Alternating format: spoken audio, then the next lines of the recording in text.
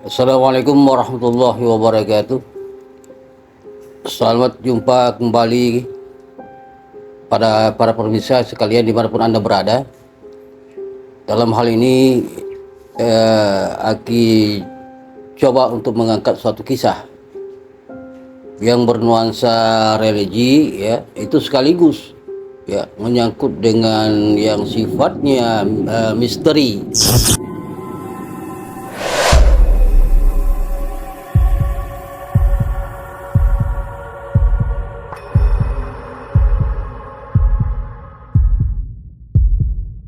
Ya, jadi pada suatu ketika, ya, di suatu sore hari, di senja hari, ya, dalam perjalanan menuju ke sebuah masjid, ya, di mana masjid itu letaknya itu jauh di wilayah pedesaan, di tempat di mana dia Aki berada. Dalam hal ini, ketika sesampai di sebuah masjid, ya, itu dalam perjalanannya itu ada suatu hal yang sangat menggetarkan jiwa kita, ya, tanpa kita sadari. Itu seakan-akan, ya, itu ada sesuatu yang hadir di belakang Aki, yang bahwa tubuh Aki ini seakan-akan itu seperti ditolak gitu, ya, dengan perjalanan yang begitu jauh, ya, dengan ruang lingkup yang begitu gelap, ya, suasana yang begitu gelap, yang di kiri dan di kanannya itu terdiri dari berbagai macam pepohonan, ya. Namun, ya, perjalanan itu langsung saja kita lakukan, ya, kita berjalan terus, ya, secara naluriah, ya, untuk mencapai sebuah masjid yang akan kita tuju.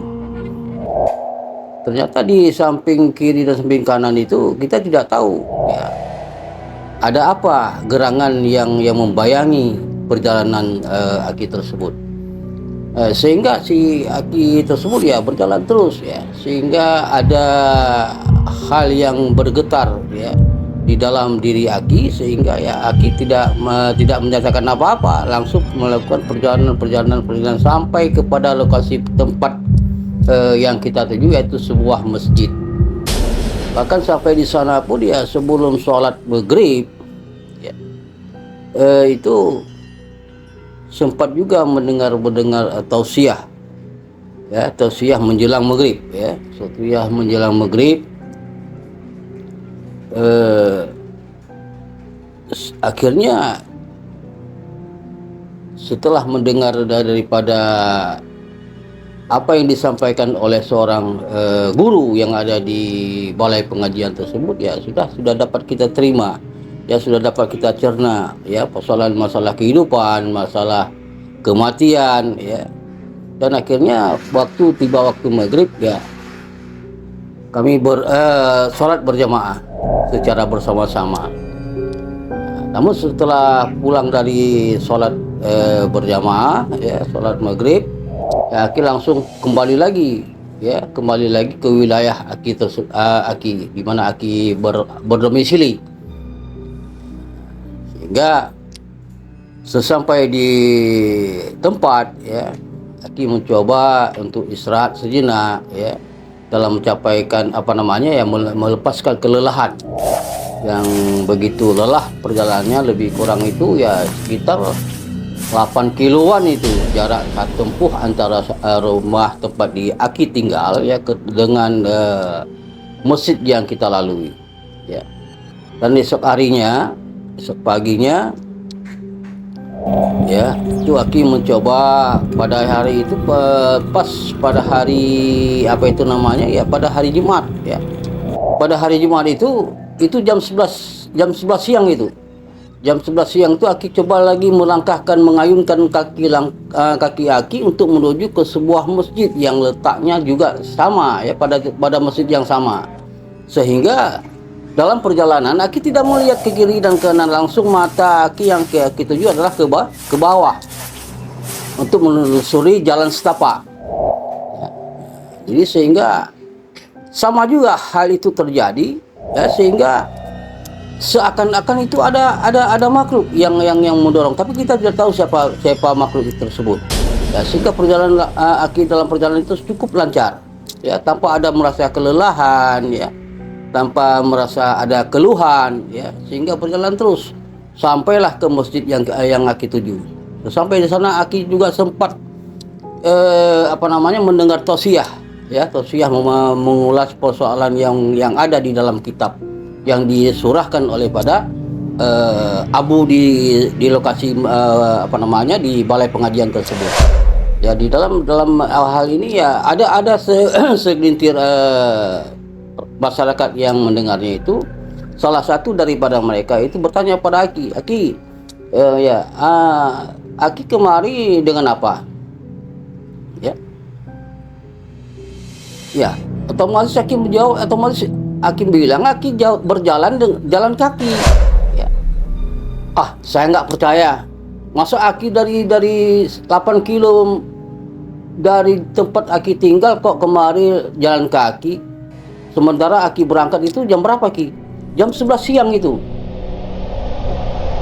Jam 11 siang sudah sampai ke tempat.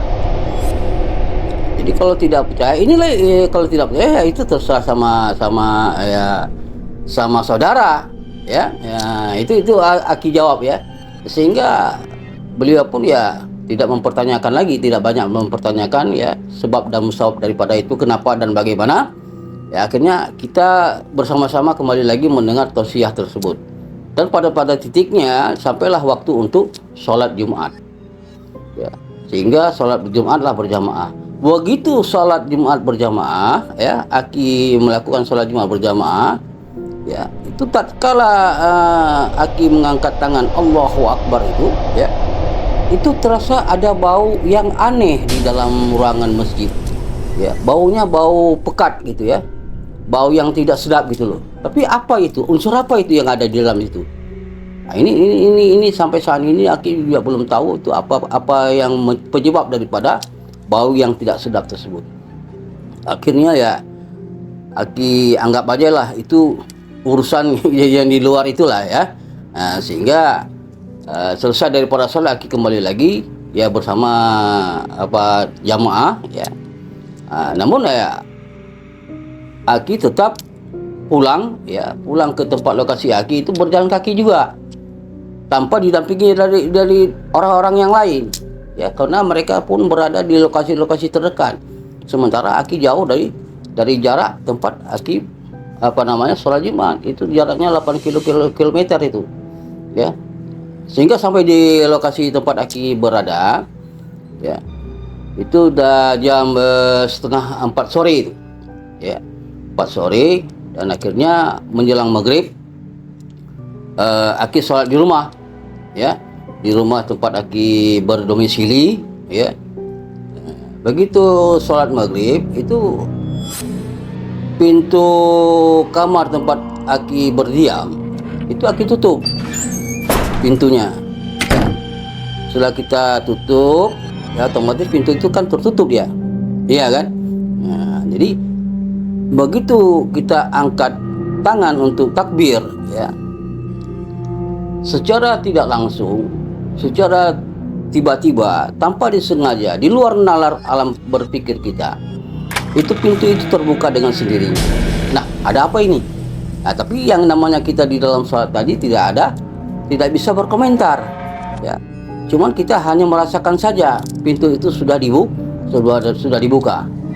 Nah, pemirsa sekalian, ya, anehnya lagi tatkala kita sedang berdiri di rakaat kedua, itu ada makhluk di depan, ya. Makhluknya berwarna hitam, ya. Makhluk itu berwarna hitam, tapi kita tidak tahu siapa makhluk itu. Kemudian dia meraup wajah Aki, ya, sehingga Aki tidak peduli dengan kondisi yang demikian rupa. Sampai Aki itu sholatnya sampai selesai. Selesai sholat daripada maghrib itu selesainya kapan? Ya, sebelum azan Isya berkumandang. Ya. Jadi berapa lama itu kita sholat? Apa yang kita lakukan? Apa yang kita katakan? Apa yang kita ucapkan? Dan itu juga di luar jangkauan aki. Ya. Nah, setelah daripada itu masuk kepada sholat Isya. Nah, pemirsa, setelah sholat Isya selesai, ya, kebetulan ini kebetulan ada anak bayi di situ dua bulan dah, dua bulan setengah kalau tidak salah, itu tidur di depan Aki. Kemudian Aki coba meraupkan wajahnya itu, ya, tiba-tiba keluar, ya, seperti asap gitu loh, ya, seperti asap keluar dari tubuhnya itu, dari jasadnya, sehingga Aki sendiri seperti merasa ketakutan gitu loh. Karena Aki mundur sejenak, ya, berapa langkah ke belakang, Aki melihat itu asap itu keluar dari tubuh si bayi tadi. Ya, ada apa ini? Kemudian Aki dekatkan lagi, ya, diri Aki kepada si jabang bayi tadi yang umurnya 2,5 bulan. Kemudian ya Aki raup kembali. Akhirnya hilang yang namanya seperti apa itu namanya itu yang kita sebut dengan seperti asap itu tadi, ya. Nah, itu hilang dengan sendirinya. Dan ini juga timbul tanya-tanya bagi Aki, ada apa ini?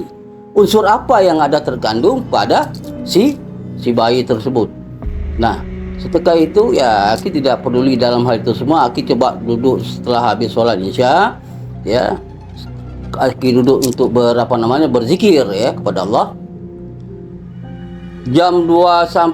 Mulai jam 12 malam, ya, itu Aki coba duduk bersila berzikir kepada Allah. Itu selesai daripada zikir jam 3:30 pagi. Zikir apa itu? Ya, tentu ini juga di luar nalar, ya. Di luar nalar Aki sendiri, ya. Sehingga tak kala Aki berzikir, ya, itu seakan-akan ya. Ya, seakan-akan itu Aki nggak lagi duduk di sajadah gitu loh, ya. Kira-kira ada sekitar 50 cm ke atas itu, ya, 50 cm ke atas Aki nggak duduk lagi di sajadah. Nah, kemudian di dinding itu keluarlah ayat-ayat suci Al-Quran dengan bertinta merah.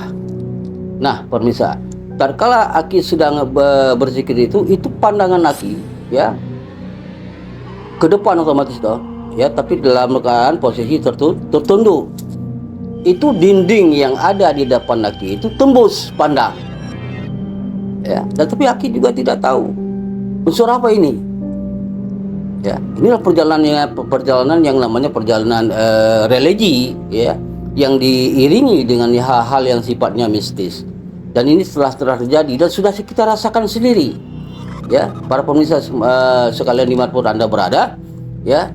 Jadi hal-hal yang seperti inilah yang perlu menjadi sebuah kajian bagi kita. Bagaimana kita dalam berhadapan dengan tatkala kita memuji kepada Allah, ya, mengharapkan segala sesuatu kepada Allah, meminta kepada Allah, ya. Ya, mudah-mudahan ya Allah membuka, ya, hati kita, membuka panca indera barangkali, ya, panca indera. Apakah panca indera yang disebut biasa-biasa disebut oleh orang-orang tua kita dulu, apakah itu panca indera yang keenam, kita juga tidak tahu, ya kan. Nah, ini satu hal yang sangat misteri. Nah, para pemirsa, ya, dalam hal ini menjadi sebuah kajian yang sifatnya ya, perlu memiliki suatu imajinasi yang sangat kuat, ya. Jadi sehingga fokus kita, ya, di dalam melakukan suatu peribadatan kepada Allah itu harus benar-benar fokus, harus menghindari dari segala hal-hal yang menyangkut, yang hal-hal yang di luar untuk di dalam persoalan yang menyangkut dengan ibadah. Nah, pemirsa sekalian, mudah-mudahan ya dalam hal sekelumit daripada cerita Aki ini menjadi bahan pertimbangan bagi para peserta, para netizen yang dimanapun Anda berada, ya, untuk dikaji ulang, ya, tahap-tahapnya, ya, bagaimana ini sehingga kasus ini kok bisa terjadi, ya. Nah, Tapi jangan lupa ya, jangan lupa pengharapan daripada Aki, tolong nantinya ya mari kita share bersama ya, kita ketik subscribe di bawah yang ada di bawah ini ya, kemudian kita share, kemudian kita like secara bersama-sama. Oke, mungkin ini aja sementara sebagai gambaran ya, kemarin awal ya, dari pertemuan kita yang mudah-mudahan menjadi bahan rujukan bagi kita semua. Demikian yang dapat Aki sampaikan. Wabillahi taufiq wal hidayah. Wassalamualaikum warahmatullahi wabarakatuh.